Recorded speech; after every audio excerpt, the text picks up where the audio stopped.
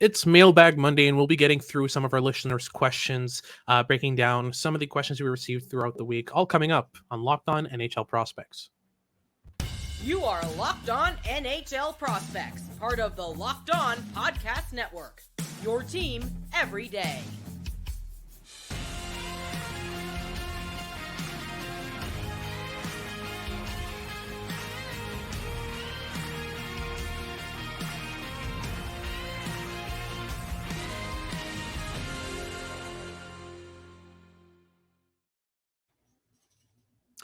Hello, and welcome back to Locked On NHL Prospects, part of the Locked On Podcast Network, your team every day. On this podcast, we break down everything prospects related for you 5 days a week, but during the summer, it's going to be 3. I'm Hadi Kalakash, joined by Sebastian High. We work mainly with Dauber prospects and working with each other for a while, but we bring you these podcasts. Sebastian, let's get through the Mailbag Monday questions. This is going to be great. We've got a couple of really good ones. This first one's pretty interesting by Taylor Finley. I just want your thoughts on this. It's a pretty straightforward answer, but why hasn't Connor Bedard signed his ELC yet?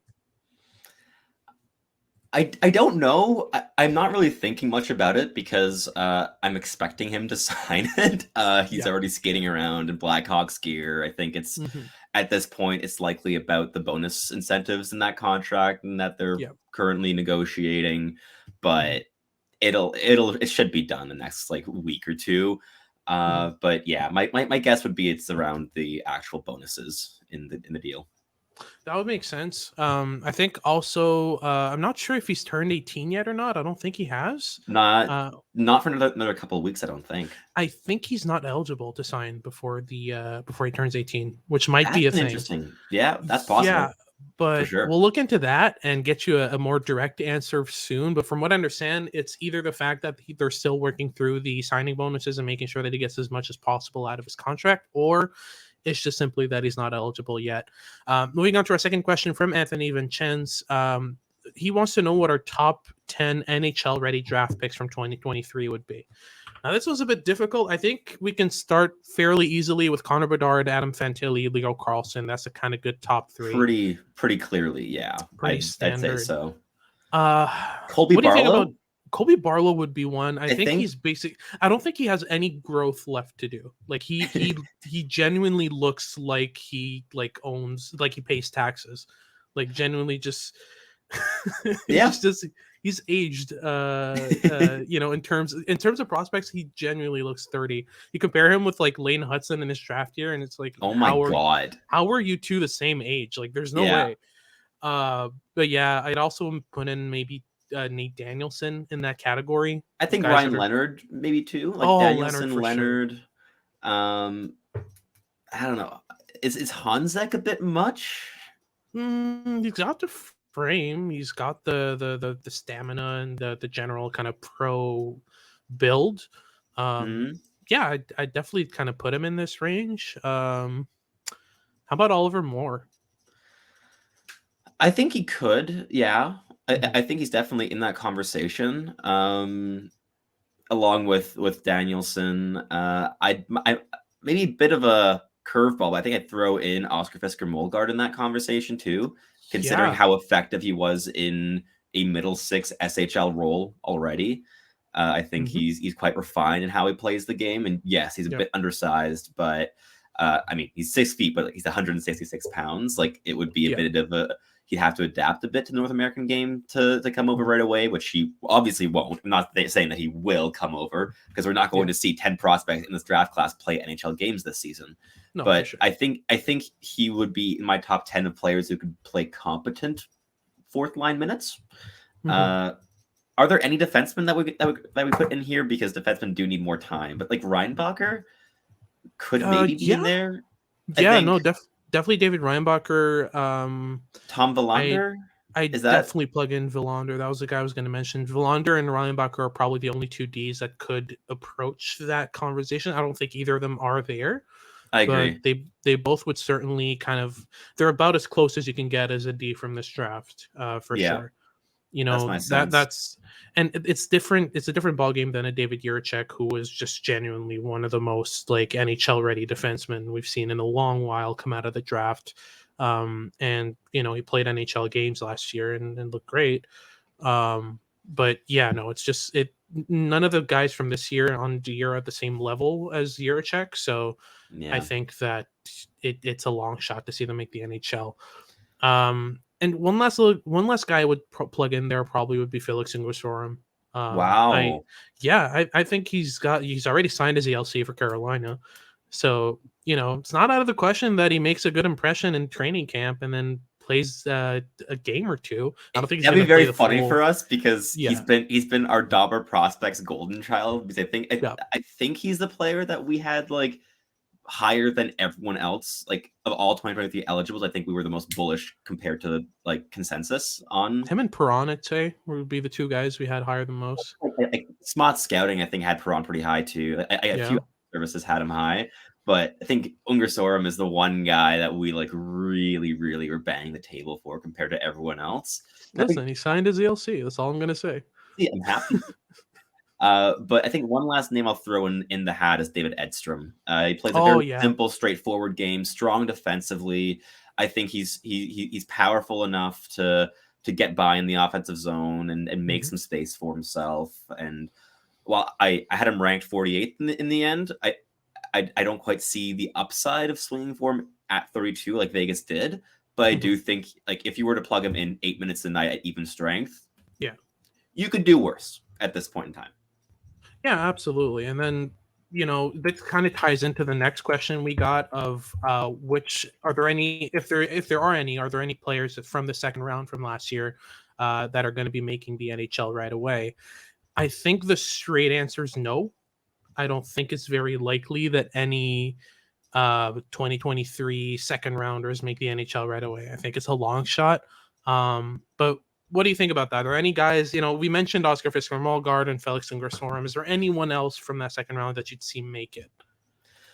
Okay, I think I'm going to interpret the question slightly differently because I don't think anyone drafted outside the top 32 is going to like start in the NHL, but I'm thinking more of like an Owen Beck situation of just a random player out to the top 32 getting into an NHL game this season. It's tough though. It's difficult. Who could be that person? Gavin Brindley, obviously, maybe at the end of the season. I could maybe see Columbus bringing him in at the end of the season for a couple games once he's done in Michigan, and then probably starting him in the AHL next season, but giving him a taste of NHL games right away and playing alongside Fantilli. I could see that happening. That might be my guess, but I mean, you're not going to see guys like Crystal or Perron play, or I don't know. It's who else is there? That Ethan Gauthier, maybe end of the season for Tampa. That would be the only guy that I would perhaps possibly maybe consider, but it's a long shot. I don't think there's anyone that you can look at from this second round and kind of concretely say, this guy's going to be playing the NHL, especially not starting. I think there's a very small chance that you see maybe a Kasper Halttunen come back from loan late in the season for San Jose. There's guys like Felix Nilsson that are playing really good hockey, and obviously Oscar Fisker-Molgaard, Felix Ingersoll. Those are guys who we could see kind of later in the season. But I think that what's best for the development, and I think teams are going to agree with this, is just to make sure that they stay as long as possible, in their systems and get comfortable and get dominant in their systems before coming over, so that their mindset isn't, let me just keep my head above water and survive. Their mindset is, I can do this, I can thrive, I can score, which is what you want from an NHLer coming over, especially in the second round. So that pretty much wraps up our first segment. We're going to have a lot more questions to go through. But before we get into it, Sebastian, talk me through FanDuel Sportsbook. FanDuel is a betting app, and on the app, you're able to take your first swing on betting MLB and get 10 times your first betting amount and up to $200 back in free bets. That's right. That's like $20 that you put in, and you can get $200 back in bonus bets, whether you win or lose your first bet. That's $200 that you can spend on anything from like money line to over and unders to even who you think is going to swing the first home run of a baseball game. All on an app that's pretty safe and secure. Plus, you win and you get paid instantly, which isn't the case for most betting services. There's no place to bet MLB like on FanDuel, America's #1 sportsbook. So sign up and visit FanDuel.com/lockedon and get $200 back in bonus bets. That's FanDuel.com/lockedon. FanDuel, the official partner of MLB. Awesome. So let's continue with our questions from Mailbag Monday. So we're going to go through 3 more in the second segment. We're going to start with this question by Glep Hockey, which is, which NCAA teams should I be watching next season? I think there's no doubt about it. Boston University's at the top, or at least near Boston the top College, of that list. Maybe Boston College is Boston definitely College up there as well. Oh yeah, Will Smith. They're the two I'm hyped for. Yeah, and they're going to be facing each other a lot in the year, which is going to be very interesting to watch for. I'd say that Wisconsin's up there just mainly because of the coaching change. I'm very interested in seeing what happens there, how the playing style changes, how the utilization of their freshmen changes, because that's been an issue in recent years. You've also got Michigan, who's got to be in the conversation. I mean, they always are. Gavin Brindley's going to be returning. He's going to be, pretty much solidifying a top 6 role, becoming their main kind of producer in that top 6. It's going to be interesting to see. I believe Fantilli signed his ALC and is going to be playing the NHL next year, so that's kind of out of the question. That kind of frees up a bit more space for Brindley to shine offensively, which he was able to do. Frank Nazar is going to be healthy this season in Michigan, and that'll be exciting to see. I'm kind of curious, like smaller scale in Michigan. I'm curious to see how Tyler Duke does in that new system. I think he could be a quietly good top 4 NCAA defenseman. Lots of fun things brewing around, but I think it's like, for me, Boston College is the team that I'm most excited to see, because I think it's the team that has undergone the most positive changes in the offseason. I mean, they are adding the entire NTDP top line of Smith, Leonard, Perreault, on top of Aaron Manishin and Jacob Fowler. Ooh, it's going to be fun to watch them play. And then for Boston University, you're adding Tom Villander, who's going to be the perfect complement to Lane Hudson on that top pairing. And in a year's time, you're going to add Cole Hudson to the mix too. It's an exciting time for the Boston universities, so both BU and BC. But I think they're the two that I'm personally most excited to watch. No, absolutely. That's definitely the case. So lots of teams to watch. I'd even put Nodak in there just simply because Jaden Prawn's going to be on that team, I believe, which is going to be very, very interesting. And a couple more additions that they have. So yeah, a lot of teams to look at, but mainly it's going to be BU, Boston College, Michigan. Those are the top 3, I think, that have pretty much separated themselves from the pack. Moving on to our second question from the segment, we've got Jérémy Comtois, who asks in French, why did Jordan Tourigny go undrafted in last year's draft? Now I can answer this pretty fairly. I was fairly high on him at the start of the year. Saw a lot of potential in terms of his skating ability, his ability to break out the puck with his skating, and just gain the offensive zone with smart incremental plays. But the more the year went on, the more he saw some warts, especially with the awareness of vision. Especially off the puck, it was a main issue. He was really struggling to get involved defensively, keeping up with players. His pivots are average, even though the skating laterally and forwards is pretty good. There are some big concerns with his projectability, and on top of that, the smarts were very inconsistent. At the start of the year, he was pretty impressive, but usually you see players progress in terms of their awareness, their vision, their decision making, their play selection. But it was the opposite for Tourigny. By the end of the year, he was really struggling to string plays together. He ended up in my 70 to 90 range, and even then I thought that was a bit high. He's one guy that I wasn't really surprised to see go undrafted, especially since his brother, Miguel Tourigny, has pretty much the same profile minus the shot. Miguel Tourigny has the shot, and Jordan has more of a playmaking element. That's one thing Miguel can do, is just shoot the lights out. And he got drafted in his 3rd year of eligibility. So I wouldn't be surprised to see Jordan kind of go through this. Yeah, exactly. So I wouldn't be surprised to see Jordan Tourigny go through the same thing. But then our final question of the segment, I think that this is one we can spend a bit more time on. At that new Shab asks, who's the runner-up to Connor Bedard for the Calder this year? and don't take the cop out and go with Adam Fantilli or any of the kind of top end guys. I want some sleepers, some guys that are kind of off the board that you think could be really interesting. I mean, it's not that off the board, but David Jiricek, I think he might take a big step this season. I mean, he already did in the last year, and while Columbus has gone out and acquired a couple defensemen to, I guess from their perspective, shore up the back end. Though I think Provorov is perhaps not the player that they think they're acquiring there. But I mean, he's going to be playing top 10 minutes. You just know it. Like it's for sure, of course. And yeah. this is why I'm a bit more skeptical, just because I don't see as clear of a path anymore for Jiricek to get those big minutes in his rookie season, which you need to win the Calder.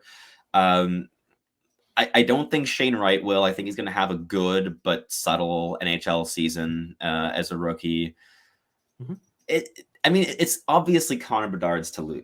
He's going to win, but runner up ahead of Fantilli. Do you have any other ideas? Because I'm racking my brain right now. Some guy we really like called William Eklund, who's going to be playing his first true rookie season in a lineup that is really lacking in top 6 talent, on which he's going to be bold.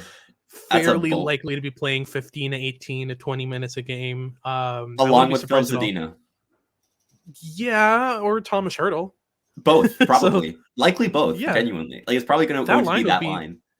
That line would be not bad, honestly. Or you put him with really a guy like Daniil Gushchin. I think that could also be fun. I'd be surprised if Gushchin makes the NHL full-time next year, but I would love it because he is a point-a-game NHL player. 2 NHL games, 1 goal, 1 assist. Point a game. You know what? It's going to trend like 100%. There's no doubt in my mind. I love Gushchin. He's amazing.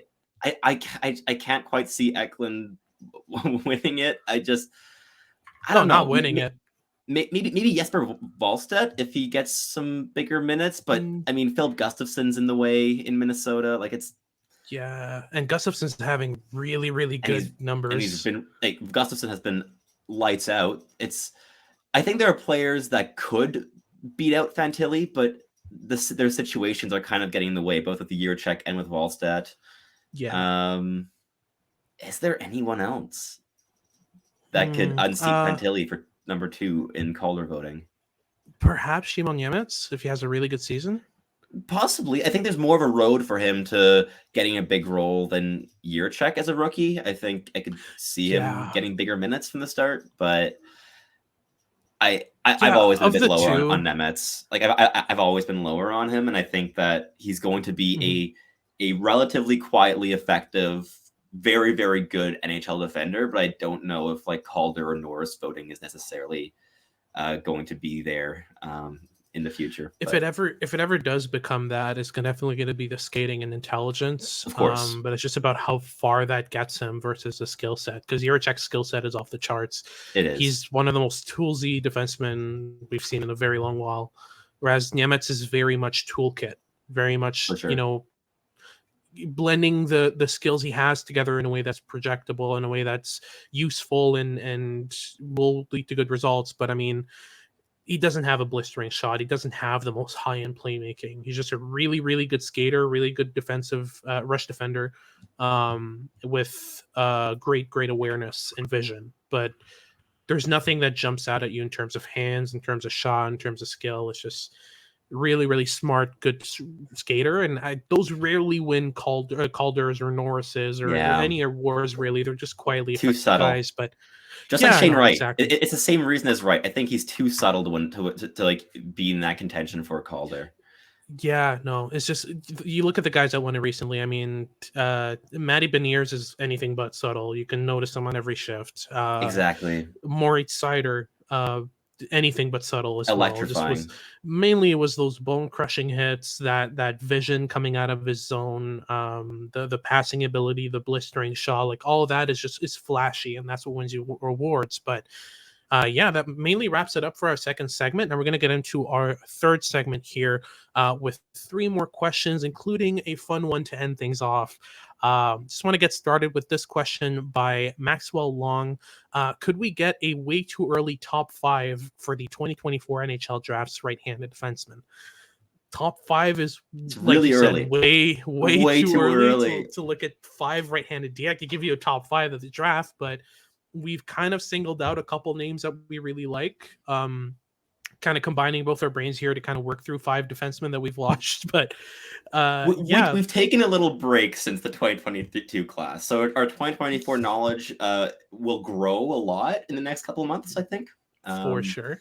But as of right now, we racked our brains for the top 5. So I hope it's good enough. Yeah, no, I mean, listen, come back to us in September, October. We'll have more than a top 5 for you. But to start things off, I think for me, Artem Leshunov has kind of separated himself from the pack in terms of right-handed D. 6'2", about 200 pounds, playing for the Green Bay Gamblers in the USHL. He's Belarusian in origin. I just sparked a war. Really good defensively, has great vision coming out of his zone. He is inconsistent, which is pretty typical for players his age playing the USHL. But anything you've liked in your viewings of him? I think I've been more lukewarm personally. I've seen some really questionable decision making at times. I think that the toolkit is really good. Yeah. But I haven't been ultra enthusiastic. And I know other scouts have had other viewings that have been amazing. And again, I'm at like 1.5 logged actual viewings that weren't just in passing of him. So it's really early days for me. But I think right now, like, if I'm talking about how enthusiastic I am about him, I would not have him in like a top 10 perspective. But I'm kind of projecting the 2023 class on to 2024, and 2024 is a lot weaker than 2023. So we'll see how it goes with time. Another name that has been floating around a lot that I'm a lot more familiar with is Henry Muse. Yeah. I've logged like 20. Sure. I've logged 20 plus live viewings of Muse where I wasn't necessarily focusing on him because I'd be watching a lot of like Pinelli and Roar here in Ottawa. But I've watched a lot of him both at forward and at on defense because he's been playing both a lot for Ottawa.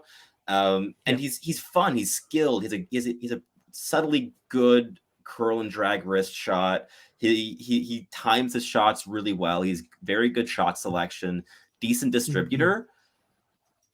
Defensively, he's okay. I haven't seen anything where I'm like, oh yeah, this is a defensive stalwart. I can definitely see why he's played some games at forward with the 67s, but I'm not seeing any like standout elite skills. And I think that's what kind of spooks me in terms of like, I'm seeing him in like some like very early top 10 rankings and everything I've seen has been good, but not great. And I some interesting tools, but at least for like an early top like 10 or 15, I don't think he'd be inside of it. And I've watched like he is the one I've watched the most out of in this entire draft class, along with Frankie Morelli, another Ottawa boy. But who's actually quite fun. Morelli's fun, undersized. I think he's a left shot. I forget right now. It's been a while since I've watched Ottawa play, but Muse is interesting, and I think that like that positional versatility is really fun because he's super fluid in his offensive zone rotations as a result because he's played both positions and he can switch. So when he's on the ice, especially like if it's like on the man advantage or with or with the empty net, he's really fluid in switching positions with a player like Vincent's Roar, and I like that. But again, the lack of elite toolkit scares me off a little bit. Yeah, for sure. Then this draft is mainly kind of a left shot D draft. It's a deep draft for defensemen. You're definitely you've got a lot of options in the first round. One guy I'd look at in kind of that range would probably be Adam Jiricek, who's been pretty good. He's kind of underweight right now at 152 pounds, as he's listed on the Elite Prospects website. But he's 6'1". He's got a lot of weight to add to his frame. He does try to play physically, which is what I like to see from a guy who's adding weight. Is just, are you willing to engage physically, or are you shying away from that? Because once you add weight, that's not going to change. The main thing with me with Jiricek is great shooter. He's got great manipulation from the point. I really like the way that he opens up lanes from the point, which is really good. So that's one guy I would kind of put in that consideration for the top 5. Also, Zane Parekh is one who I've really liked watching. He's incredibly fun. He struggles defensively, but for sure. But in the offensive definitely zone, fun. He blends deception and playmaking, great handling, and a really impressive shot. Like he's really quite lanky and small still, and he scored 20 goals in the OHL last year, 20 plus goals. Yeah. And every viewing I had of him live, I was just like, this kid is fun. And there I think twice Saginaw was in town where he was like injured, and when I realized that he wasn't on the playing those games, I just felt disappointment, and I think that's a good sign for me. Of like, I was genuinely disappointed when he wasn't playing the game, because like, I mean, Saginaw has other really fun pieces that I could watch instead, like Joey Willis and Michael Misa. But yeah, Zane Parekh is really, really fun, and I think at least early on, I have him basically slotted in as a slightly lower end right shot version of Cole Hudson. That's been my first impression. But I need a way more viewings of both to really officialize that. Absolutely. And a quick shout out to EJ Emery from the NTDP. He's been playing decent hockey. Pretty physical for a guy, that's about 6'3", but 165. He's a March birthday. He's got great value on him. I think that you're mainly getting a defensive contributor out of him, but he's got some decent flashes of breakout skill. His transition passing is pretty good. So one guy would kind of hedge my bets on maybe in the second, start of the second round, something like that. But again, way early. You've got a lot of viewings to get in. So moving on to the next question here. Frank B from Twitter asks, Shimon Yemetz or Leo Carlson in a dynasty league? I am leaning Leo Carlson, mainly because of how high of a floor he's got, how certain he is to become a top 6 forward. He's got some really, really high-end intelligence. They're pretty similar in terms of their profiles for two players who play wildly different positions. Really intelligent, really good at passing out of their zone. Great transition play, decent hands. But really mainly what you're getting is a very smart and very safe player out of them. But what's your thoughts on that? Out of Nemetz and Carlson? Yep. I think I would definitely go Carlson between the two. I'm a lot lower on Nemetz than most are, and I've kind of stayed consistent on that. Where I like him, but I think the ceiling is a bit more limited. Whereas Leo Carlson, I think, is a far more high-end NHL prospect. I think he's going to be a likely top-line contributor for a very long time. He's consistent and effective, and no matter what role he'll be slotted into, he will do an above average job at it. And that versatility to me is really fun. Whereas with Nemetz, I think he needs to build out on his tools a little bit more. Like the shot's really good. There are flashes of fun deception and playmaking, but he still hasn't quite found the consistency in those elite end plays, which spooks me a little bit. So if we're comparing second overall picks there, I would most certainly be going with Leo Carlson between the two. Makes sense for sure. And then we'll end things off with a kind of low-key question. Just end things off on the positive note here. We've got George Rogers who asks, if you could make one player grow 6 inches, who would you choose? And then JD Young adds, and why is it Shakir Muhammadulin? For those who don't know, Shakir Muhammadulin is 6'4", and just absolute madness on skates. And we need him to be 6'10". Objectively, we need to see that. It would be wackier than Zdeno Chara, and I'm here for it. I would love it, every second of it. Would it make him better at hockey? Probably not. Would it be more entertaining for me? Very much so. So I'm with JD on this one. Absolutely. A quick shout out to Xavier Simoneau, a 5'6", 5'7" bulldozer of a player who would absolutely benefit from being 6 inches taller and probably have been a first round pick based on his production throughout his draft year. His draft plus 1, his draft plus 2 was above average in production, but because he was short, got overlooked literally and figuratively. But yeah, no, that's one guy I would kind of put in that conversation. Gavin Thorson, who went undrafted, I believe. He did. He would really benefit. He already has that dog in him, so I think he would benefit. I think maybe Gavin Brindley could be really fun if he were Yeah, he'd be fun. That good rush defending for a forward with the reach he has, he'd probably be a defenseman if he was 6 inches taller. Possibly. Yeah. And he'd be electric. Absolutely. Cole Hudson? Is that wild? Oh my goodness. It is kind of wild. Lane Hudson would probably be in that conversation as well. But I don't think Lane Hudson would be better with the size. I think Cole Hudson might, but Got it. I don't know. Yeah. It's a fun question. Are there any other contenders? Michael Hrabal, make him 7 feet tall.